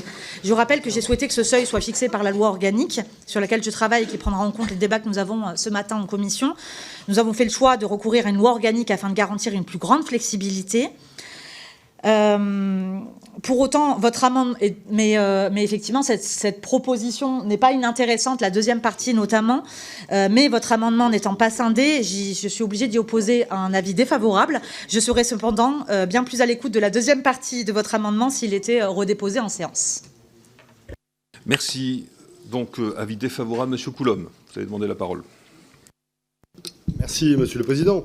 Pour illustrer cet amendement, je vais vous prendre l'article 14 de la Déclaration des droits de l'homme et des citoyens qui dit « Tous les citoyens ont le droit de constater, par eux-mêmes ou par leurs représentants, dont vous vous réclamez, la nécessité de la contribution publique, de la consentir librement, d'en suivre l'emploi et d'en déterminer la quotité, l'assiette, le recouvrement et la durée. » Alors, à ce stade-là, vous comprenez bien que notre propre Ve République enfreint sa propre Déclaration des droits de l'homme et du citoyen lorsqu'elle permet à une minorité présidentielle d'imposer, de matraquer en quelque sorte un 49.3 pour dire stop, fin de la récréation, on vous impose la façon dont l'impôt sera prélevé et redistribué au travers du PLF. Donc vous voyez bien que si on doit faire confiance aux législateurs que nous sommes, eh bien, on n'a pas plus de raison d'y faire confiance que d'un peuple éclairé qui, à la suite d'une longue discussion référendaire, s'exprimerait au travers d'un référendum qui s'imposerait à l'ensemble de la représentation nationale, qui n'est qu'une représentation, et donc quelque chose qui est une image faussée, en quelque sorte, du peuple qu'il est censé représenter. Il y a toujours un biais de cette nature lorsqu'on est obligé de choisir des représentants. C'est bien évidemment pour des raisons pratiques, logistiques. On ne pourrait pas faire s'exprimer 65 millions de Françaises et de Français au sein d'une aréna pour décider de ses propres lois. Donc nous soutenons bien évidemment qu'il y ait à la fois un seuil et que l'on se départisse d'un Conseil constitutionnel qui ne peut pas être compétent par nature d'un peuple qui veut s'auto-constituer, puisque la question est bien là. Vous dressez des couronnes et de lauriers à la Ve République, on voit à quel point aujourd'hui elle est morte et enterrée, d'ores et déjà, puisque plus jamais, pour ce système de gouvernance qui prévoit, qui table sur la dichotomie des opinions politiques, on voit bien qu'aujourd'hui on est plutôt sur un système triphasé, depuis l'arrivée du Rassemblement national, Merci notamment, beaucoup. Qui fait que la 5e, elle est caduque. Sophie Blanc.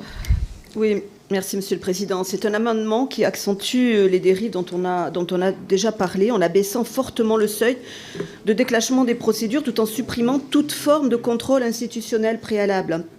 C'est-à-dire qu'en supprimant l'intervention du Conseil constitutionnel, des propositions de révision pourraient être soumises au référendum sans aucune vérification préalable de leur conformité aux principes constitutionnels. Et donc, on crée de cette façon-là un circuit parallèle affranchi de tout garde-fou, exposant la Constitution à des initiatives fragiles, instrumentalisées politiquement et susceptibles de remettre en cause durablement les équilibres fondamentaux de la République, parce que concrètement, 2%, ça représente environ 1 million de signatures au niveau national et quelques milliers au niveau local. Donc ce sont des seuils qui sont facilement atteignables par des réseaux organisés.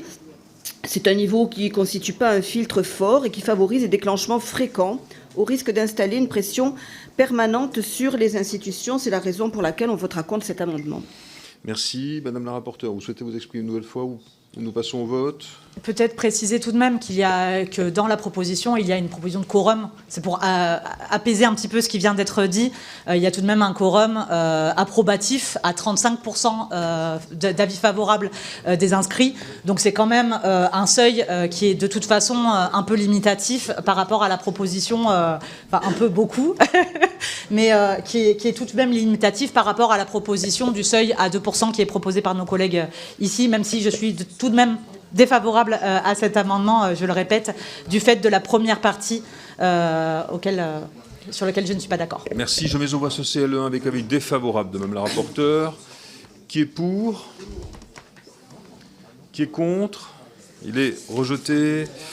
Nous en venons au vote sur l'intégralité de l'article 1er. Je vous demande de lever distinctement vos mains à l'appel du vote sur l'article 1er. Qui est pour?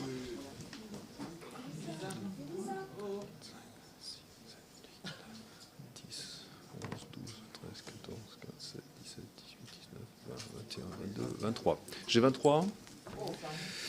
Qui est contre? 3, 4, 5, 6, 7, 8, 9, 10, 11, 12, 13, 14, 15.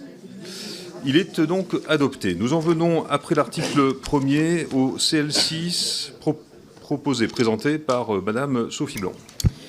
Merci, Monsieur le Président. Depuis la révision de 2008, une procédure dérogatoire permet de se dispenser d'une consultation référendaire sur l'adhésion d'un nouvel État à l'Union européenne. Et nous estimons que cette faculté affaiblit la légitimité démocratique et contribue à distendre le lien entre les citoyens et les institutions européennes. En permettant qu'une décision aussi structurante soit tranchée par un vote parlementaire restreint, on prive le peuple de son rôle central. C'est un amendement qui vise à réaffirmer un principe simple. Lorsque l'avenir européen de la nation est en jeu, la décision doit revenir directement aux citoyens par la voie du référendum. C'est la primauté du suffrage universel qui prime pour toute intégration européenne d'un nouvel État. Madame la rapporteure. Merci, Monsieur le Président. Alors cet amendement porte sur un sujet qui n'est pas vraiment en lien avec ma proposition de loi, puisqu'il porte sur une toute autre question, qui est celle des procédures d'entrée des nouveaux membres dans l'Union européenne. Je souhaite pour ma part travailler sur l'initiative populaire en matière législative et constitutionnelle. Aussi, je ne peux que rendre un avis défavorable sur cet amendement et vous inviter à proposer votre idée sur un texte qui serait dédié à ces questions que vous pourriez, par exemple, déposer. Je vous remercie. Merci. Je mets au voie ce CL6 avec avis défavorable de Madame la rapporteure. Qui est pour? Qui est contre? Il est rejeté. Nous en venons à l'article 2 avec une série d'amendements en discussion commune. Le CL7, Madame Blanc. Oui, c'est un amendement qui fixe un seuil adapté de 500 000 électeurs pour déclencher la procédure, garantissant à la fois le sérieux de l'initiative et sa crédibilité démocratique, là où la proposition de loi renvoie ces éléments au réglementaire.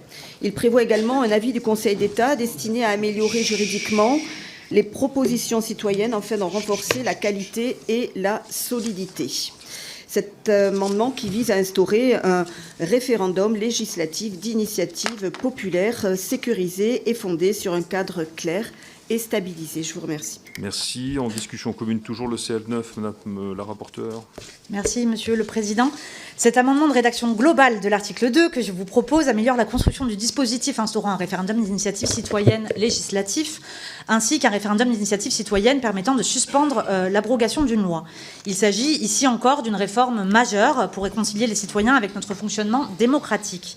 En aucun cas, le législateur, au travers de cet article, ne perdrait du terrain en laissant les citoyens initier parallèlement la loi. Justement, il prendra en compte l'opinion publique, il co-construirait, et par là, plutôt que d'être dans une logique de confrontation, on pourrait construire une démocratie de coopération entre citoyens et élus. C'est donc là l'objectif général de cet article 2. J'en viens aux clarifications que cette rédaction globale apporte à la procédure prévue. Mes chers collègues, pardon Madame la rapporteure, il y a énormément de brouhaha, nous sommes dans une petite salle. Laissez parler Madame la rapporteure. Madame la rapporteure, je vous en prie. Merci. Donc j'en viens donc aux clarifications et aux modifications que je propose au travers de cet amendement de réécriture, et je vous invite par ailleurs à plutôt adopter la réécriture que l'article initial, parce que c'est de fait mieux écrit. Je n'entrerai pas dans les détails car le cheminement est assez semblable à celui retenu à l'article 1er pour le référendum constituant. Je me bornerai à souligner que cet amendement préserve la possibilité pour le législateur organique que le dépôt de l'initiative citoyenne soit collectif, et qu'il diminue le nombre de citoyens composant la Convention citoyenne, choix que nous avons fait suite aux auditions, comme sur l'article 1er. L'association des citoyens dans cette phase, visant à recueillir une information fiable sur les enjeux du référendum, est une voie très intéressante pour accentuer encore la participation, mais aussi faciliter la compréhension des enjeux pour les futurs votants. Lors des auditions que j'ai menées, nous avons pris connaissance de dispositifs fructueux sur ce point, par exemple en Oregon ou en Irlande, dont j'ai fait état dans le rapport qui vous a été adressé. Je vous inviterai donc, mes chers collègues, à adopter cet amendement. À l'inverse, je formule un avis défavorable sur l'amendement numéro 7, concurrent du Rassemblement national. Madame Blanc, vous déposez un véritable contre-projet à cet article. Certains éléments de votre amendement font écho à ce que j'ai pu entendre dans les auditions que j'ai organisées. Par exemple, la possibilité du dépôt d'un contre-projet existe en Suisse. Mais il m'a semblé qu'il n'était pas nécessaire de le prévoir dans la Constitution. Le gouvernement ou le législateur pourra tout à fait voir qu'une initiative prend de l'ampleur et s'en saisir sans attendre son aboutissement par voie référendaire pour proposer une autre version de la réforme. Cela permet un dialogue justement apaisé entre les citoyens et les élus. Donc ça n'est pas absolument nécessaire de l'inscrire dans la Constitution. Par ailleurs, votre proposition replace le président de la République au centre du dispositif référendaire, qui peut demander au Parlement de décider qu'une proposition de loi d'initiative populaire ne soit pas soumise au référendum ou proposer lui-même un contre-projet au projet référendaire. C'est en gros le référendum plébiscitaire que vous installez, qui est bien loin de l'initiative populaire, de la participation citoyenne et de la démocratie directe que je souhaite promouvoir au travers de ma proposition, qui permet un dispositif plus simple, maîtrisé par le peuple, en dehors de l'intervention du pouvoir exécutif et du pouvoir législatif.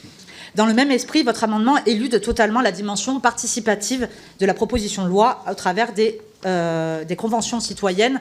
Je donne donc un avis défavorable à votre amendement et un avis favorable au mien. Merci. Nous en venons aux voix s'il n'y a pas d'autres prises de parole sur le CL7 qui a reçu un avis défavorable de Mme la rapporteure. Qui est pour? Qui est contre? Il est rejeté. Nous en venons à l'amendement de Mme la rapporteure, le CL9. Qui est pour?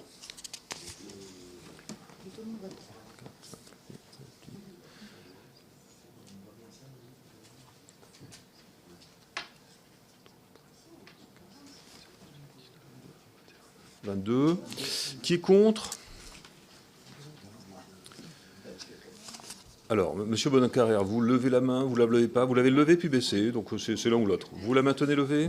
1, 2, 3, 4, 5, 6, 7, 8, 9, 10, 11, 12, 13, 14, 15, 16, 17, 18, il est adopté. Il rédige l'article, il fait donc tomber le CL2 de M. Coulombe. Nous n'avons pas besoin de voter sur l'article 2, puisqu'il emporte sa rédaction, mes chers collègues. L'article 3, Madame la rapporteure, le CL11. Merci beaucoup, Monsieur le Président.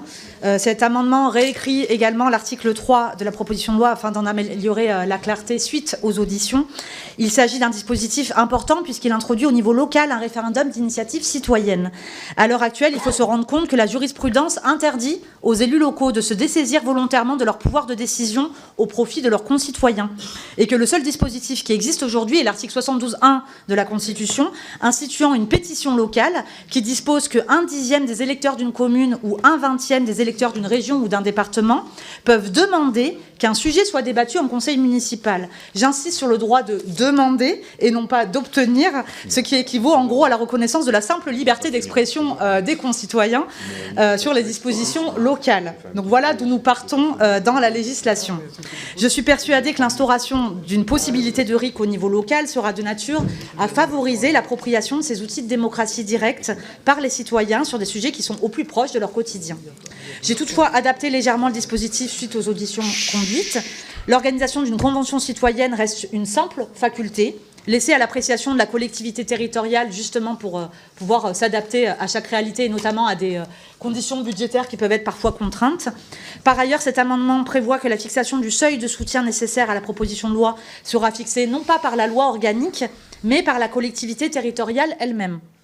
La diversité des collectivités territoriales rend en effet impossible la fixation d'un taux de soutien au regard du nombre de personnes inscrites sur les listes électorales. C'est pour ça que je m'opposerai également à l'amendement de mes collègues de la France Insoumise. Il faut pouvoir adapter ce seuil tant dans les communes de 250 habitants et dans les métropoles qui n'ont pas les mêmes réalités. Un seuil fixe à 2% n'est pas forcément adapté pour le niveau des collectivités territoriales. Cet amendement prévoit aussi que le contrôle de légalité des initiatives ne relèvera pas du Conseil d'État, qui risquerait d'être débordé par un afflux de propositions, mais aux juridictions administratives de première instance. Mes chers collègues, et si je peux comprendre certaines de vos réticences sur le référendum constituant ou le référendum législatif, je pense que nous pouvons trouver un accord ici sur le référendum local. Je vous invite à voter donc cet amendement de réécriture. S'il n'y a pas d'autre prise de parole, c'est ce que nous allons faire immédiatement. Je vais en tout cas l'appeler au vote. Le CL11, qui est pour ?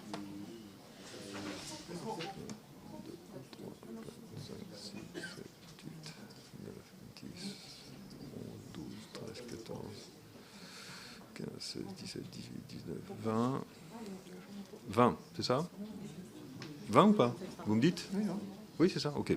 Qui est contre ?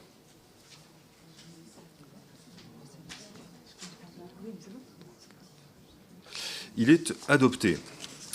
Il vaut donc aux rédactions de l'article 3. Le CL3 est par conséquent tombé. Nous en venons à l'article 4 avec une série d'amendements en diffusion commune, dont l'amendement de Mme la rapporteure, le CL8.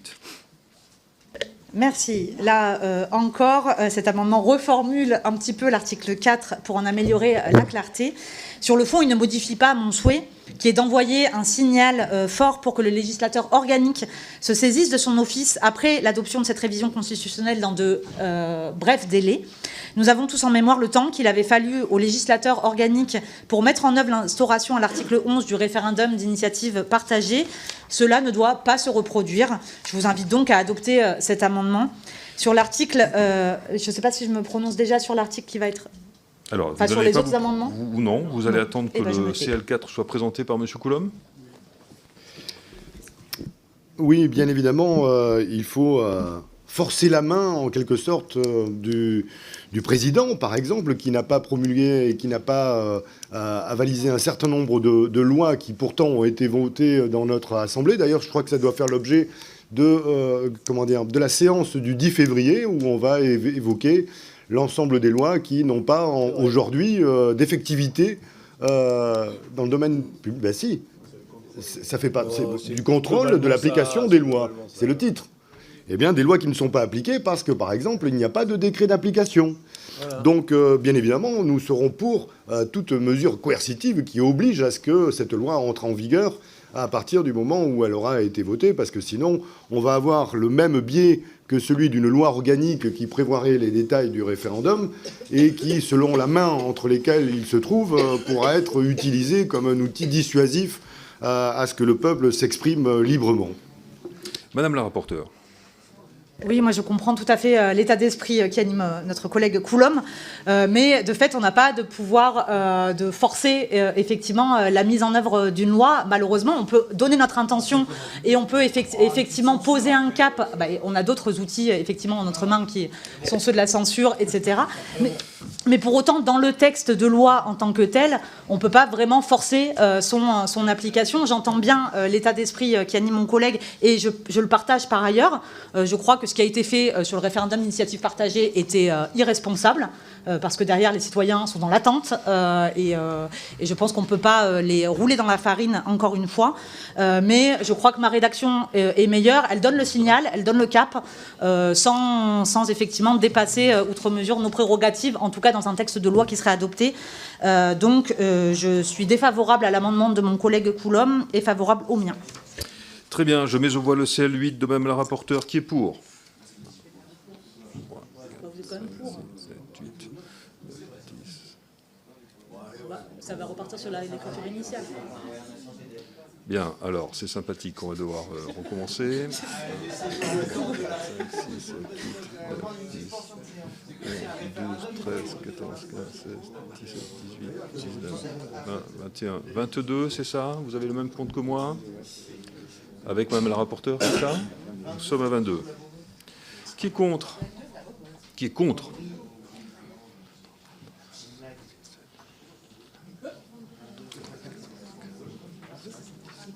Il est adopté. Nous en venons par conséquent au vote sur l'intégralité de la proposition de loi ainsi modifiée. Levez distinctement vos mains. Qui est pour la proposition de loi? 1, 2, 3, 4, 5, 6, 7, 8, 9, 10, 11, 12, 13, 14, 15, 16, 17, 18, 19, 20, 21, 22. J'ai 22 toujours, c'est ça? 22 avec Mme la rapporteure. Qui est contre? 1, 2, 3, 4, 5, 6, 7, 8, 9, 10, 11, 12, 13, 14, 15, 16, 17, 18. Elle est donc adoptée. Je vous remercie, Mme la rapporteure.